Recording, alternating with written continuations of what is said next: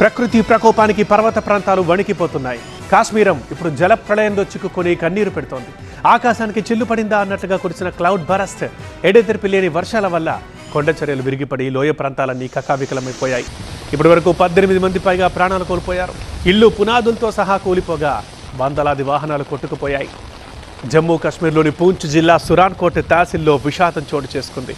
Lower Murrah గ్రామంలో భారీగా కొండ చర్యలు విరిగిపడడంతో ఒక ఇల్లు పూర్తిగా దెబ్బతింది. ఆ టైంలో ఇంట్లో ఉన్న 8 మంది మట్టి దిబ్బల కిందే చిక్కుకుపోయారు. ఈ ఘటనలో 2 ఏళ్ల పసిపాపతో సహా 5 మృతదేహాల్ని శిథిరాల నుంచి వెలికి తీశారు. ఇటు హావెలీ తహసీల్లో కూడా పలు ఇల్లు కూలిపోయి భారీగా ఆస్తి నష్టం వాటిల్లింది. అటు రాజౌరి జిల్లా పరిస్థితి మరింత భయానకంగా ఉంది. దర్హాలి, ఖన్లీ, సుక్తో, జమోలా నదులు ప్రమాదకర స్థాయిలో ఉప్పొంగి ప్రవహిస్తున్నాయి. దర్హాలి నది ఉధృతికి బేలా కాలనీ సమీపంలో ఉన్న రక్షణ కూడా ఒక్కసారిగా కొట్టుకుపోయింది. దీంతో వరద నీరు రాజౌరి కొత్త బస్టాండ్లోకి పోటెత్తింది. అక్కడ నిలిపి ఉంచిన డజన్ల కొద్ది వాహనాలు కాగితపు పడవల్లా నీటిలో కొట్టుకుపోయాయి. అబ్దుల్లా వంతెన, తారీఖ్ వంతెన పరిసరాల్లోని లోతట్టు ప్రాంతాలు నీట మునిగాయి.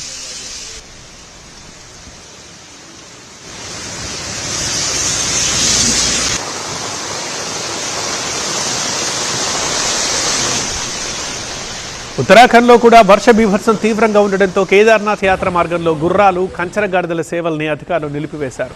దీంతో కైలాష్, మానస్ సరోవర్ యాత్రికుల బృందం కూడా మార్గమధ్యంలోనే నిలిచిపోయింది. అయితే మరో 3 రోజుల వరకు మోస్తరు నుంచి భారీ వర్షాలు కురిసే అవకాశం ఉందని హెచ్చరించడంతో యంత్రాంగం హై అలర్ట్ ప్రకటించింది. ఇటు ఈశాన్య రాష్ట్రాన్ని నాగాలాండ్ వర్షాలు ముంచెత్తుతున్నాయి. మోన్ జిల్లాలో కొండ చర్యలు విరిగిపడ్డ ఘోర ప్రమాదంలో చిన్నపిల్లలతో సహా 8 మంది ప్రాణాలు కోల్పోయారు.